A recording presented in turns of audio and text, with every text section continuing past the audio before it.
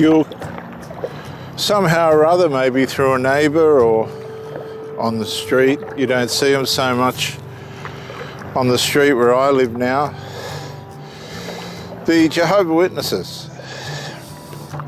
And if you see a cart, a Jehovah's Witness cart, on a public street with the icon jw.org, they are breaking the law right from the start if they haven't got a permit to do that, because you cannot advertise a business unless it's on a registered platform, vehicle or trailer or this kind of thing. So they break the law right from the start, and they're doing that right across the world.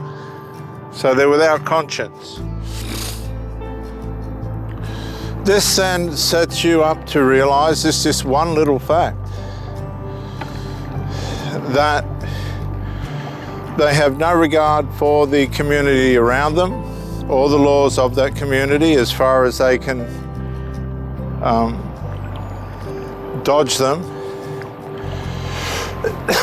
They won't go to war if there's a war, and there very well could be a war the way it's going in the Middle East. I'm pretty sure it's the 9th of August 2024. It's all happening.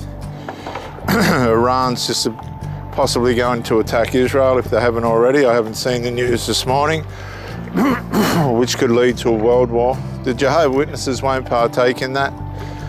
They'll watch you die. They did interfere with the Australian war effort in 1941, which Australia banned them at that time. I don't know how they got reinstated or when they did in Australia, but they did.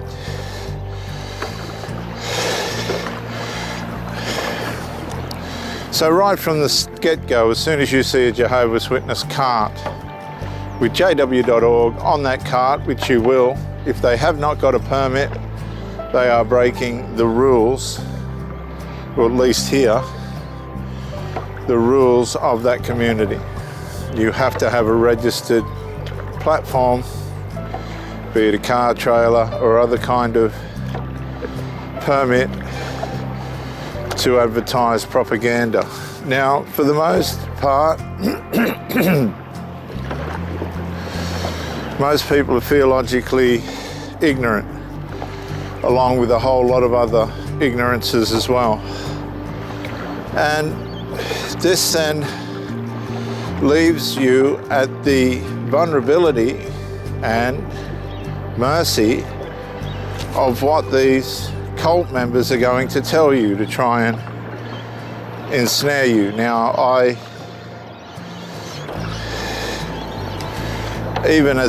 when I wasn't a theologian, or at least a theologist, could tell that there was something seriously and vitally, systemically wrong with their teachings. They believe that you don't have a spirit. Well, there you go, that's it. You close the book on that, then you walk away at that point. They don't believe that Jesus is the Messiah, the Jewish Messiah. One of the men that ran the coup that started the organisation, Charles Taze Russell, a lot of people don't realise Charles Taze Russell and Jack Taze Russell, his father, ran a coup against the man that financed the beginning of the Watchtower and overtook it, which is not a good sign, is it? Charles Taze Russell ended up becoming a molester, which caused a divorce. Elizabeth divorced him once she found out that he was entertaining and tampering with the household servant. The organisation became very wealthy very fast through the sales of their propaganda. And as the organisation began to grow, the value of the organisation, the shared stock market value of the organisation, increased at such an alarming rate. Members that were up in the directorship and hierarchy and that began to see that this is more than just are a false religion. This is a business, a very lucrative, profitable business, and they began to invest in real estate. Tremendous amounts of real estate. And of course, the famous piece which was sold a couple of years ago, the New York building, I'm pretty sure it was in New York, with the famous Watchtower sign, got sold off. I think it went for 360 or 70 million. They pocketed out of that. What many of you don't realize is the Jehovah's Witness hierarchy have been selling the kingdom halls as far as they can to take the money, which they didn't invest into the buildings. They were mostly built by the people that went to the local meetings. But they decided that they were going to sell the kingdom halls out from underneath the members and send them to a kingdom hall that was closest to them, and some people drive an hour and a half now to go to a meeting, which I wouldn't do. The Watchtower, let's jump forward after a couple of coups, and they reckoned that the world was going to end in 14, 19, 25, 35, 75. It didn't. And it still doesn't look like it's going to end in the imminent future. They began to be exposed as sexual predators. Their theology, their false theology, was creating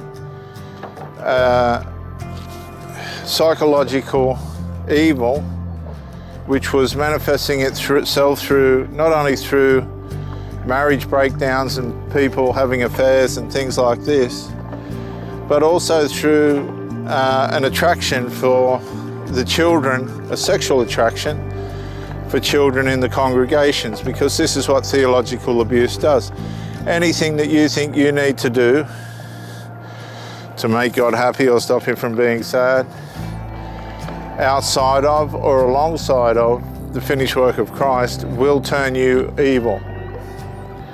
And how that evil manifests varies, but in the case of the Watchtower and their brand and franchise of theology, it primarily manifests through sexual abuse.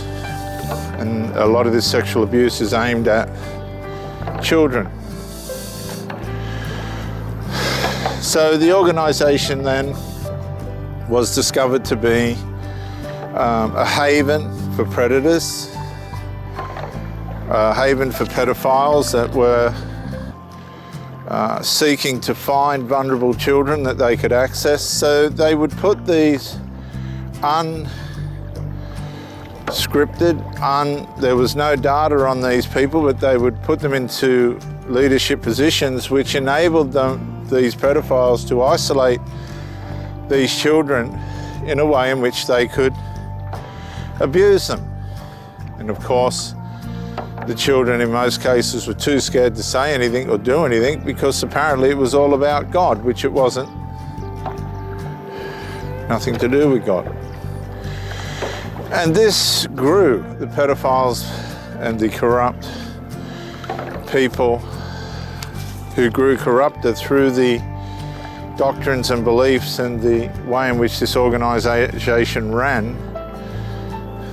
They began to realise that this is a paradise for access to vulnerable children, and the parents are going to believe that we're people that you can trust.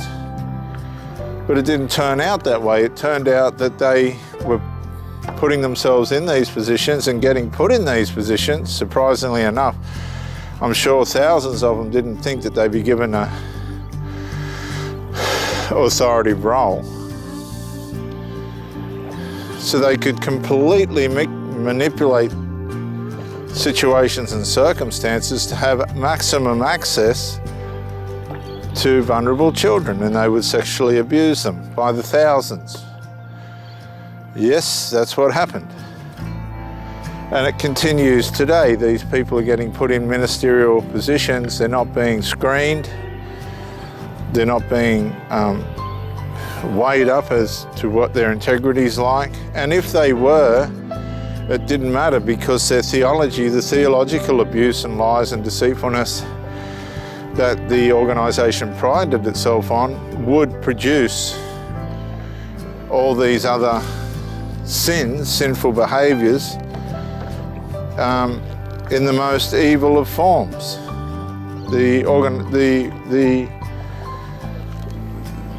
The construct of the Jehovah's Witnesses was never going to work. At the end of the day, it just was never going to work. So my advice to you is step back, detach, go no contact from this organisation, get your life back, get your truth back, and never, ever, ever go back.